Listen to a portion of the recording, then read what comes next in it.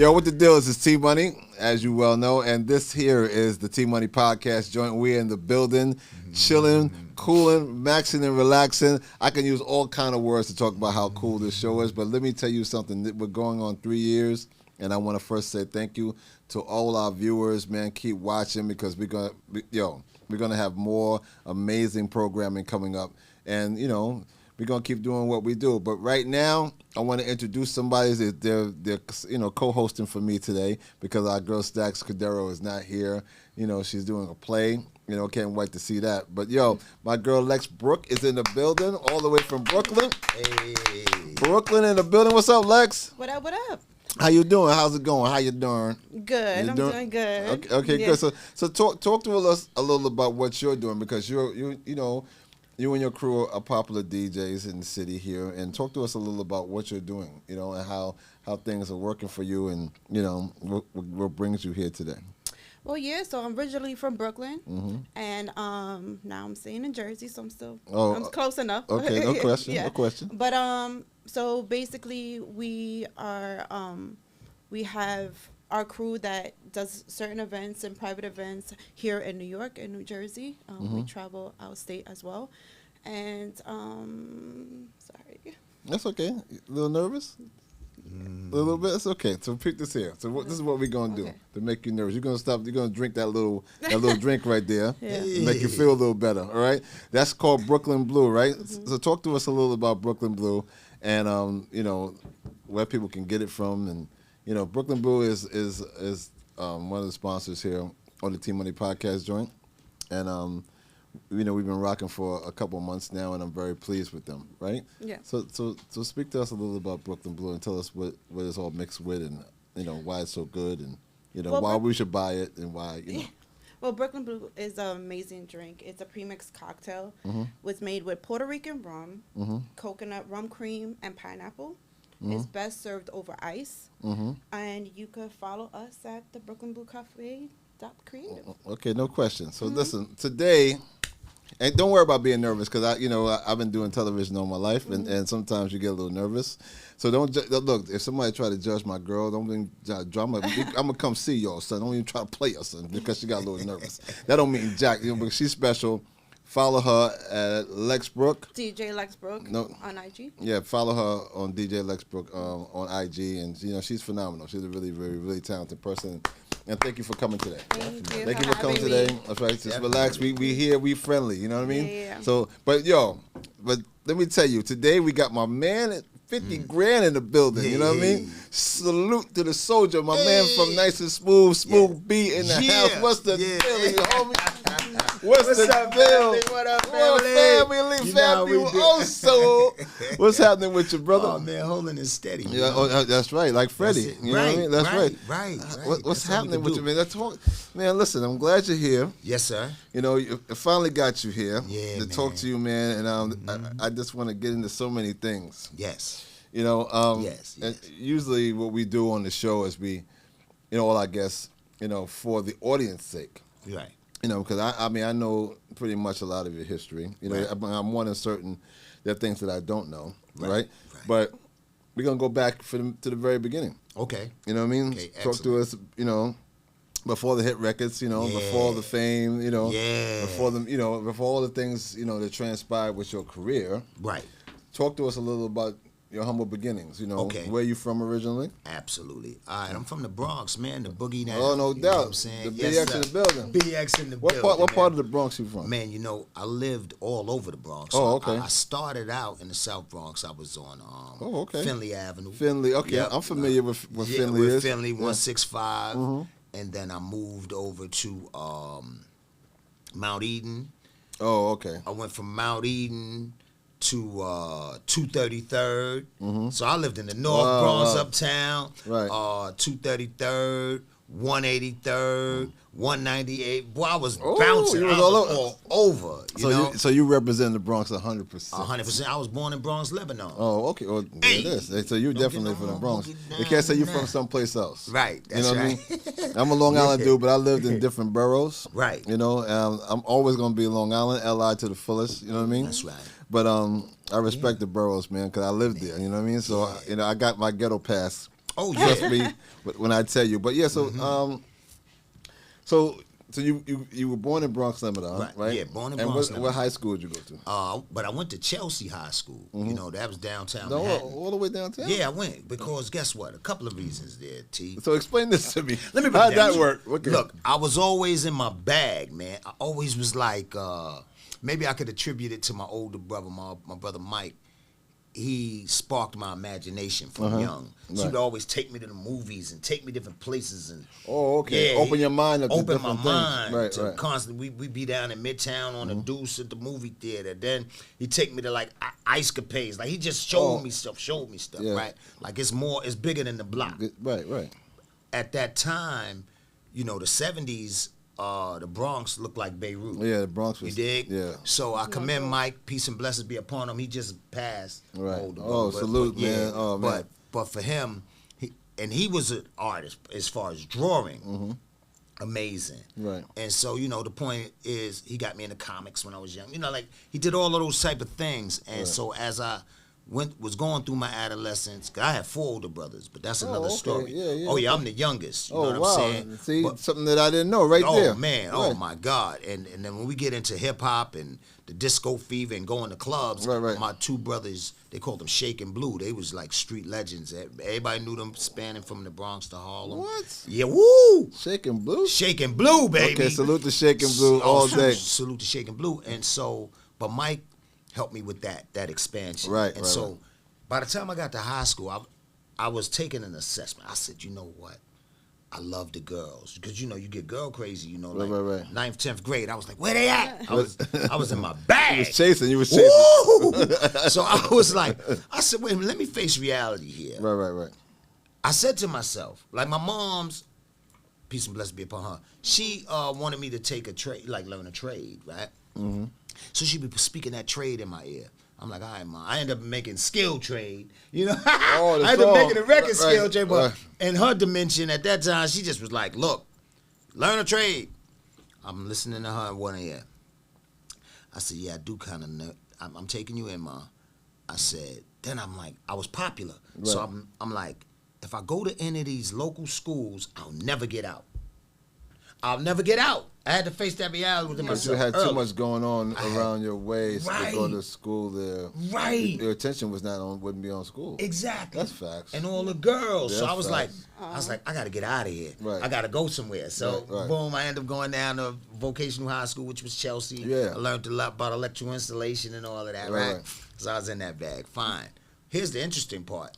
I get to Chelsea and I find out that Charlie Chase went there. Ooh. Nice. Yeah. So that's Cold Crush. Cold Crush all day. Yeah, you know what I'm saying? Of course, and Mark Anthony went there. Oh, really? Wow. Yeah. Okay. So that's so crazy. So when I go there, I'm being met with music and people that I admire. Right. Right? So I don't know, I would pay attention to things like I would be reading the universe. Now I'll be like, you consider that. That's reading the universe. But I'll be like, no, that connects with that. Yeah, I would always, that was my thing. You had that energy when you were young. Woo! Right. So anyway, I'm putting it together, and anytime I ran into somebody that was of inspiration, that was like a confirmation. I was like, I'm going in the right direction. Right. So my pen really got strong in high school. Oh, wow. And I met this kid. It was so crazy. I met this dude, wherever you at, they call him Little G, right? So we formed a group in high school, and we called ourselves the Money Making Three. The Money Making Three. Yeah, that sounds like a kid group right there. Yeah, you know I'm with my friends, the Money Making we Three. The Money Making Three, you know? And so this was one kid, and his name was Gabriel Gonzalez. Right. This kid was so dope and his rhymes was insane, right? And so, but now was he from Chelsea or was he from the Bronx? Well, he was from the Bronx, but on Cypress. Oh, okay. On Cypress, the 6 train, right? And so, but he could rhyme. He was insane. So one day, like midway of the year, his composition, one of the teachers busted him. Because it was like, when he opened his composition book, half of his composition book was rhymes, right? It wasn't schoolwork, right? Right. So that blew my mind. Like, I was like, yo, how do you write like that? And so being around him, and then we formed a group together. That got my pen going. I was inspired. Make you better, right? And he was like, nah, but your voice. Like, he would be telling me things when we was young. He was like, nah, but you got a better style than me. I was like, are you crazy? Like, in my mind, he was my greatest inspiration at that time, lyrically. Right. He was like, nah, but your voice and the way you phrase things, It's D. natural. And I'm like, yo, dude, I got 3 rhymes, nigga. you got 300 rhymes. right. You know what I'm saying? So long story short, shout out to Lil G, and he inspired me. And it just, it started moving from there. Ironically, when I lived on Townsend Avenue, at a point I lived on Townsend Avenue, and the first MC that I met was Busy B. Chief Rocker Busy B. Oh, wow. And he that was right after Wild Style came out. Oh, yeah. So him and my cousin went to the same school. Okay. Oh, that's cool. So my cousin brings him to the block. The summer when Wild Style came out, they pull up in the OJ, and Busy B jumps out. That's so my epic. block goes crazy. Wow. And mind you, at that time, And what year was this? that was like 80. This has to be early. Yeah, like 80. Like 79, 80? Yeah, like 80, 81. Right. Around that time. And Busy B jumped out the OJ. Busy Now, keep in B. mind, we're doing we're on a podcast that's aired on YouTube and everybody watches it. Right. Just so you know, OJ is like what an Uber would be right now. Okay? Okay. You know what I mean? So just understand what an OJ is. Yes, like, the OJ. where's the OJ? OJ. Yeah, like, and you heard. Just a little bit before my time. Right. So when you hear Rappers Delight and you hear Big Bang Hank say, and drove off in the deaf OJ, Yeah, everybody go ho. He's talking about these cars. Yeah. And they were like Lincoln Continentals and Okay. Cadillacs. And Cadillacs, Okay. yeah. And they had the dope sound system in them. Right. And they the tricked plush, them out. And the plush seats. Yeah, the plush Plush seats. seats. Woo! Right. So it was like a miniature limo. You know what I'm saying? Okay. Right. It was dope. Anyway, they jump out to OJ. My cousin jumps out with him. Oh, My cousin wow. Lamont, shout out Lamont. So they jump out, and my whole block got lit. They went crazy. Well. This girl, fuck it for the record, I'll say her name. Everybody called her Big Butt Deborah. Her body was insane. Okay. Right? So Big Butt. Salute the Big Butt Deborah. Salute the Big Butt. Big Butt Deborah! Yeah, salute. So, Big Butt Deborah looked like a poster. Back in the days, they had the Afro posters. And, Oh, yeah. back in the days. Yeah, the right? ones that you had to put on the purple light to see and all that. Right. Yeah. Hey! So, she had that type of figure. Right. And so, Big Butt Deborah's on the scene. And she see me talking to Busy B. So, I'm standing with my cousin, we talking to Busy B. So, she said, D, come here for a minute. So, I walk over there. And she was like, you know Busy B? Come on, man. I'm like 14. You know what I'm saying? I'm like, yeah, I know him. Right? So she's like, could you introduce me to him? So I said, okay, bet. I go over there, yo, Busy. Look, that girl right there want to meet you over there. So Busy looked like, He's like, all right, little man. Thanks a lot, little man. Yeah. And I told him this story like some years ago. And he was laughing like, I remember that day. That was you. I was like, that was me, man. Oh, wow, that's crazy. So he meets Deborah, and needless to say, the rest was history. You know what I'm saying? He was doing his thing, and then I would come out the building sometime in the morning, and Busy be standing in front of my building. I'm like, Busy. So one day, I said to him, I was like, because I had like one rhyme back then. You had a whole rhyme. I had a whole rhyme, Right. my first whole rhyme, and I was like, yo, Busy, can I rhyme for you? You know what I'm saying? So you're like, yeah, little man. I started spitting my little rhyme. I think I was D-Ski back then. Do you remember the rhyme? No. Oh, that would be crazy. That was gonna be crazy. God. I can remember matter of fact, I don't remember that specific rhyme, but in actuality, I do have this one rhyme. It was the first time I put a rhyme together because I was in this organization called the Cadet Corps, the City Mission Society Cadet Corps. Right. By the way, it was at a Cadet Corps party where Dougie Fresh met Slick Rick.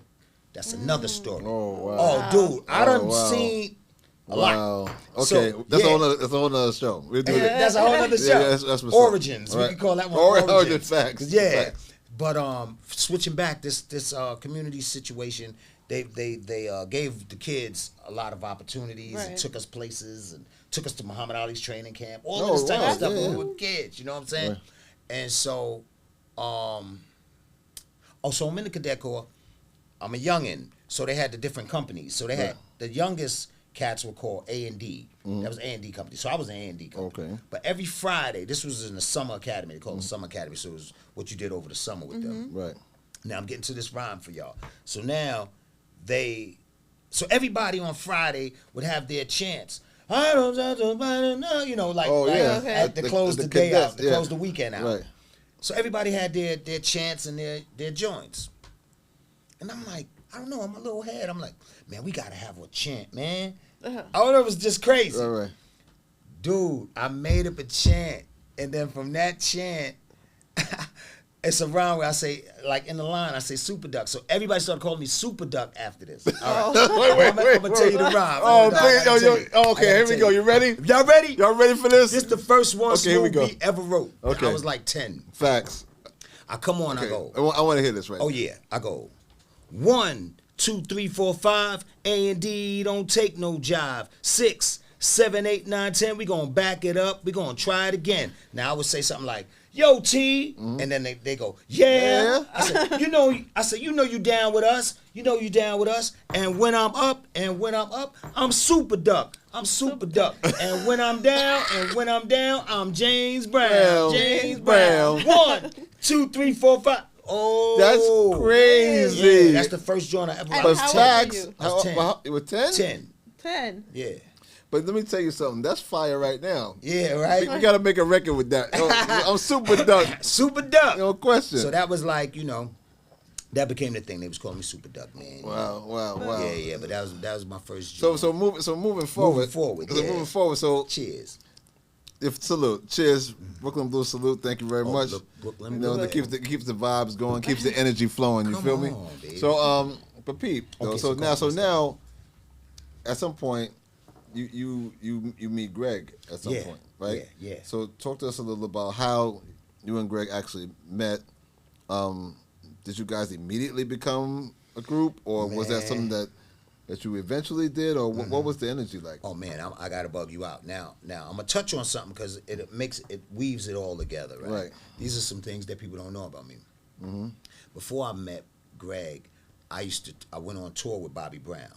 So I used to Oh. write Bobby's rhymes. So all the raps you would hear Bobby saying No back in the day, I way. wrote. Yeah. Wow. Yeah. From the King of Stage album, all of that. I got all the receipts. You wrote all the. Nigga, what? What? Because she have a store. The girl next door, her very essence, her presence. That sound like you though. Yeah. Wow. Yeah. That right there is crazy. Yeah, bro. That sound like you. Yeah. Now I'm done because but listen to all the old joint. I'm like, you yo, wanna that's listen? smooth. Dude, I got a trivia for you. When you see the Girlfriend video, that was Bobby's first solo. Yeah. I'm in the video. You gonna see Smooth B walking with him like 90 pounds. I think I saw you in the video, but I never attributed that to Right. you writing his rhymes. Oh yeah, that's how I started in the game, writing for Bobby. Wow. And then I met this guy while on the road with Bobby named Lance Romance. And Lance Romance knew Greg, and he introduced me to Greg. Oh, It just was wow. crazy. You know what Wow. I'm saying? And so the funny part about it, as we was going on, man, I got so many Bobby stories, forget about it. But we was on the road. So you remember how when hip hop first, like the Grandmaster Flash Furious 5 and all that, that was were bands Of course. replaying Freedom and all of that. So that was the era and the mind state of Bobby at the time. Right. And he was like, yo, Smooth, because once we clicked, me and Bobby clicked when I first met him, and the rest, boom, we start rocking.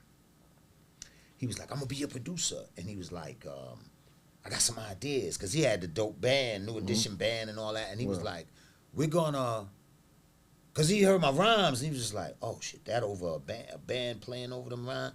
So that was his thoughts. Right. I lived with Bobby for almost 2 years in L.A. Oh, you did? Yeah. So, we talking 86, Wow, 87. so, you know what? To be honest with you, that's a whole nother podcast because that must have been a wild time. 'Cause Whoa! Bobby's a wild boy. Salute to Bobby, man. Bobby, Hey, salute to Bobby! you, baby. Bobby! Because I know Bobby's a wild boy. So Woo! don't get it twisted at Right all. on. You know what I mean? So, long story short, through another gentleman that I met on the road with Bobby, his name was Lance Romance. He lived in the Bronx. And so, as hip-hop was changing, like in 86, 87, that's when everybody started sampling. And everybody started coming out around that time, too. Right. Like a Rakim, new Kane, group every everybody. week. Was Right. Around that, so from 86 to 89. Right. New groups was coming out left and right. Really? Exactly. And sampling was the way to go. Yes, because Right. Public Enemy made sampling popular thing. Come on. So Yeah. I was like, I'm in LA at that time. But my peoples is mailing me. My man, shout out to Cliff Love. Right. He used to mail me Cliff. the hip hop tapes and send me the Awesome 2 tapes to Oh, LA. yeah. So my finger's still on the pulse. Right. But I'm hearing James Brown samples and all that shit. I said, wait a minute. Mm-hmm. Shit changing. Oh, yeah. I got to get back to New York. Right. Right? Right. So we kicking it. I said, yeah, I'm going to go back to NY for a minute. Said, yeah. But I get back to New York, and Lance, he remembered a conversation I was having with Bobby. He said, yo, remember how you were saying you want to do some shit? I said, because I didn't know how to explain it. I said, there's a way that they're taking the beats from original records. Because I'm Right. telling Bobby this. Right. I'm like, that's what I want to do, right? So my man, Lance Roman said, that's called sampling, right? Right, So I was right. like, sampling? He said, yeah. He said, I know somebody that know how to do that. And I said, yeah. He said, he younger dude. He younger than you, but his name is Greg Nice. And I was like, word? Wow. Word is bond. Wow. And so Greg, shout out to G, of course. No he doubt. was the original beatbox. Like, Greg didn't want to rap. Right. You know what I'm saying? He didn't want to rap? Dude, he ain't want to rap. That's I put that battery in his crazy. back. I said, nigga, Oh, you crazy? That's nigga, we a crazy. group. Let's go. But as talented as Greg is, he didn't want to rap? Right. Dude, you got to understand. A lot of people don't even know that he did all the beats on the first album, the first 2 albums. He did the beats. It's so many misunderstandings. Oh, wow. You know, I people never knew thought that. the Awesome 2 I thought they did it too. No, man. Wow. And if you flip the album, you know me. Right. So I don't fake no jacks. Right. I don't cap. Right. So But the salute thing- to Awesome too. Don't get Oh, hey, listen. Don't just salute Awesome to 2. my listen, boys right there. Don't get it twisted at all. Awesome 2 was the first ones to play our records, dude. Yeah, man. Teddy Ted was our DJ. He's our DJ to Right. this day. Right. Wow. But the Yeah. thing was, since we put their picture on the back of the album cover, everybody just said, they must have produced it. Facts. You understand? Facts. But that wasn't the case. The world assumed that. Right. Right. But I tell people, flip the album cover over. No, yeah. I said, and it says, all songs written, arranged, and produced by Nice and Smooth for Nice and Smooth Music. Bang! Right. We ain't gonna cap. I actually saw that. So You saw yeah. it. Yeah. So you know, but that's how it was. And so when I met Greg, we clicked. G just was into his beatbox and making beats, so he was just like, I ain't really trying to rap, man. Boom, boom, boom, boom, boom. I'll rock for you. I'll make your beats, and I was like, nah, because I'm doing the knowledge. Right. I'm like, I could come out because I was always on my routine sing rap shit. That was Oh me. yeah. That was Also my from swag. the very beginning. From Yeah. the beginning. Facts. So I was like, but I had to be honest. I had to look at it objectively. I said, wait a minute. How many groups are out? I literally sat down and did the knowledge to it. I said, okay, if I came out solo, then I'm going to be contending with Kane, Rakim, LL. I really At the don't, time, yeah. Right, at the time. That was tough sledding right there. And they already had a head start. Right. You understand? So respectfully, like it was no problem. Like I gotta do what I gotta do because I'm busting my pen. Right. They're inspiring me, and I'm Right. coming with a whole nother. You understand? Right. So I'm good in that space. Right. But I had to look at it like supply and demand. Right. You understand? Right. So I was like, how many 2-man groups are there? Run DMC and Houdini. I said, we're gonna be nice and smooth, nigga. Yeah. Let's go. Right. Nice. Huh? Right. Watch this part. Right. And then we just, the rest was history. Yeah. We put our heads You together. and- saw that pocket. yeah, I saw that pocket. I Yeah. said, that's what's needed right now. Another soloist may become overlooked, Right. but another duo is going to stand out. Do you mind? That's different.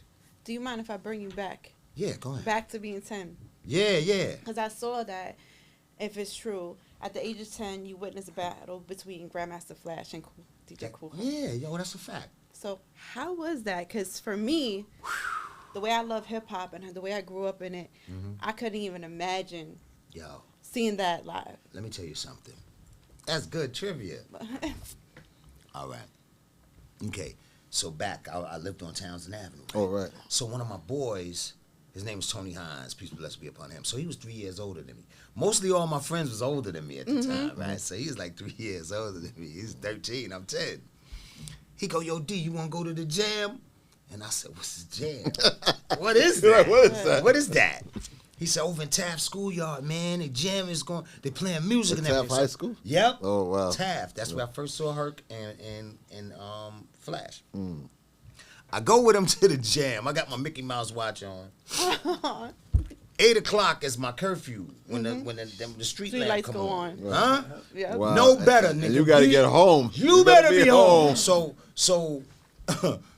technically from Townsend to Taft was like a mile away. Yeah. I take the walk.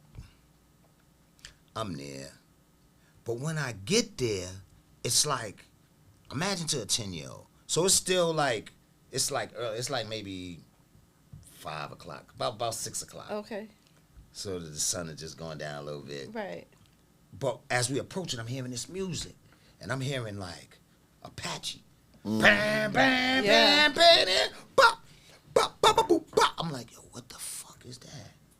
Ba-doo-doo-da, doo-doo-doo-da. Yeah. So we walk up, and I'm like, so at that moment, I just see 2 dudes. But like Herc was Herc, he was yoked Oh yeah, up. no question. And Back then, yeah, he was right, Yeah. yeah. And Flash, he had a Kango on. Yep. So that's all I could remember, cause I'm a kid. So I'm like, yo, these guys are men. Like I like in my mind, cause I would see their names on flyers and stuff. DJ Flash, DJ Cool Herc. But to look at them, I'm like, oh shit, these guys is fucking men. I remember saying in my head, like, they got muscles and shit. You know, in my mind, like, yo, these motherfuckers is yoked up. They got Yeah, these motherfuckers got muscles. That's how you think when you were 10. Like, Right. these niggas got muscles, man. You know what I'm saying? right. So I'm standing there, and I'm looking at them, and they had a couple of little break dances. A lot of people don't even speak on that. Like, Cool Herc had the Herculoids. That's right. And Flash had the Flashatrons. Flashatrons, People yeah. don't. So they That had is their facts. own crew. Yeah. Yeah, they Okay. they had crews. Yeah. Yeah, they had their crews. So now this is my first time witnessing breakdancing. I'm standing there and I see these young cats. They kind of like my age. Some look young like me and some look a little older. Not too many of them, like 4 or 5. But they on the floor. So I'm going, yo, what are they doing? Yep. I asked Tony, I said, yo, what they doing? They on the Right. they on the cardboard. On probably. the cardboard. He was Killing like, yo, they b-boying. That's breakdancing. Mm-hmm. I was like, what? Oh, he said b-boy. He said, that's b-boying. So I was like, b-boying. All this shit is blowing my mind instantaneously. Right. Time Imagine. flees. Shoo! Oh yeah, that light come on. The light came on. That I light missed come the on. light. Whoa. Because now, around 9 o'clock, more people coming. Right. So it's crowded now. And they showing off. Now they getting crazy. They throwing on crazy beats and shit. I'm like, this is too close. This is beautiful. Next thing you know, I looked at my Mickey Mouse watch and that shit said 9:45. Oh. I said, oh my God, I fucked up. Yes, I you said, yo, did. Tony, I'm out. So he was like, yo, D, wait, nah, because he was like, it's just getting lit. I gotta go home. Right? So I start walking, I'm bugging out. So I walk about 3 blocks and then he come out, yo, D. You know, he's like, this is my little man. He walked me back to the crib and when he got to the crib, he said, I'm going back. I was like, okay. I got upstairs, my mom's wore my ass. I said, Ma, I was at the jam. She said, jam this nigga. I got a jam for you. I got jam for you. So my first hip hop joint, I got my Right. ass beat. Right. That's. But when that it happens, was worth it. It was worth Oh my God. Was it worth it? Because there was no turning back after that. Right. Okay. That yeah. shit was so hypnotic, bro. You took an ass whipping, so you gotta, took that ass you gotta keep going. Yeah, that part. And then as time went on, it was just so crazy. It's like I couldn't escape it because as time went on, even like after the message came out and all these different things, Wow. like, So it appears to me as if your move to Chelsea was worth it, not just Yeah. the ass whipping. right. You know what I mean? right. Because you chronicle how your life, Yeah. right, Yeah. did all these things, and you were inspired by everything you saw moving forward, Right. and it led. Excuse me, I'm nervous just like you. That led. Right on, right on. No, but it inspired you Yes. to do these things, and now look, this is where you are today. Right. You know, so talk to me a little about you and Greg. Oh yeah. You know, because I really want to get into that because I you know, as a member of this phenomenal culture, Yeah. you know, and I always have, you know, thought you and Greg were extremely talented. Thank you. You know, and I have an affinity for you, right? Yeah, man. Pause, right? Right. So I just wanted you to talk to me and talk to us actually Yeah. a little about you and Greg and you know how you guys worked in the studio and are there any stories in regards to some of the songs you did and because I remember when you guys came out, you guys had a sound, right? Yeah. then your sound, you know, when I was on Your MTV Raps, I noticed the change. Because when you guys put Pure Blend on your songs, Oh man. oh my God. Oh yeah. See, Now that took your songs like that. I Right. was like, whoa. They're Yeah. totally different energy. absolutely. So talk to us a little about your production and, Oh man. you know, and how you guys worked on making records and everything else. Now, this is that's beautiful. Okay, so I meet Greg Nice. People see Greg Nice right now. This nigga's a ball of energy. Of course. Right? Now, you talking about? I met him. I was in my early 20s, I was like 21 when I met him. So he's like 19. Right. He has so much energy, right? Right. But he was like an old soul because he had seen so much. So we could relate, and he loved hip hop.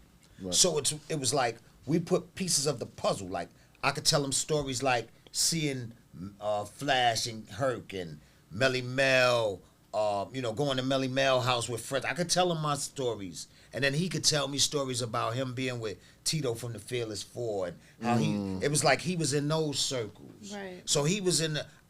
I had a front view of the original Pioneers, and then he had a front view of the next ones in line. Right, right. You understand? Right. So he knew all of those cats. Boom. So one of the main things that we had in common was we loved hip hop. Right. And we wasn't no strangers to struggle. Right. We've Okay. been through shit. Right. You know what I'm saying? So it was like, it was just deep, man. And we clicked. And I had different insight. And I had a little foresight because running with Bobby. So that, now imagine this. That was a stretch because through Bobby Brown, I met Michael Jackson, Prince. Like, I'm fucking running around California in the mid-'80s with Bobby, but everybody lived in Cali except for Mike at that time. Right. So an average day is me waking up, kicking it with Bobby. This nigga got the crazy crib with the pool and all that, smoking a little bit of weed. About 1 o'clock in the afternoon, he calling Ralph Tresvant. We going over to Ralph house. Ralph got a waterfalls in his shit, a Porsche. What? Are you fucking crazy? How old were you then? Nigga, that time I was 21. I'm 21 years old, fresh out the Bronx, riding around with New Edition, nigga. You just came out of the Bronx to go to Chelsea, and you went from Chelsea to Cali. Wow, that's crazy. You feel me? So, listen to me. And you're still here. Yes, yes. You survived that. Oh, man. Oh, what? Okay. Yes. You know? You know? So it's shit is fast tracking. Right. So it's like all a glimpse of my future. Like I'm going, wow. So I'm soaking it up like a sponge. Right. Because we do shit like jump up and go to the movies. I would go to the movies with Bobby Brown, Ralph Tresvant, the other two, Ronnie DeVoe and Ricky Bell.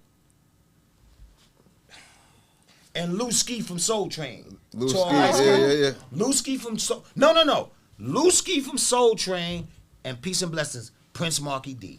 Say Nigga. word. Say word. All of us. We went to see the Untouchables together. We went to see a few movies. And this is your life at 21.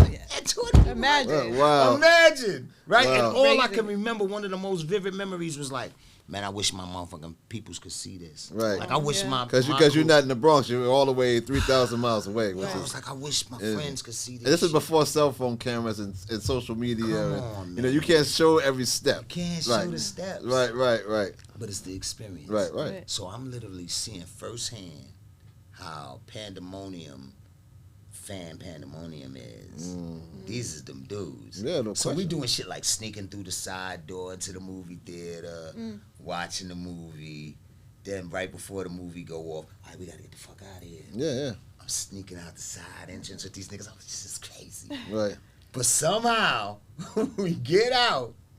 As everybody get in their car, somebody go, New Edition! And all these, yo! To see the girls going crazy, right? Right. Okay, so I was just like, boom, right? So by the time I decided to come back to NY and all that, being pulled by hip hop again, I was like, boom. You know, I always been the type of person where I do it from the heart. We can keep it a buck. Because anybody I talk to, they be like, I mean, when I came back to New York and said, yo, I'm with my man Greg Nice, niggas was like, why you in with Bobby? Right. Are you crazy? Right. Nigga, that's a dream. I was like, I got a vision. Right.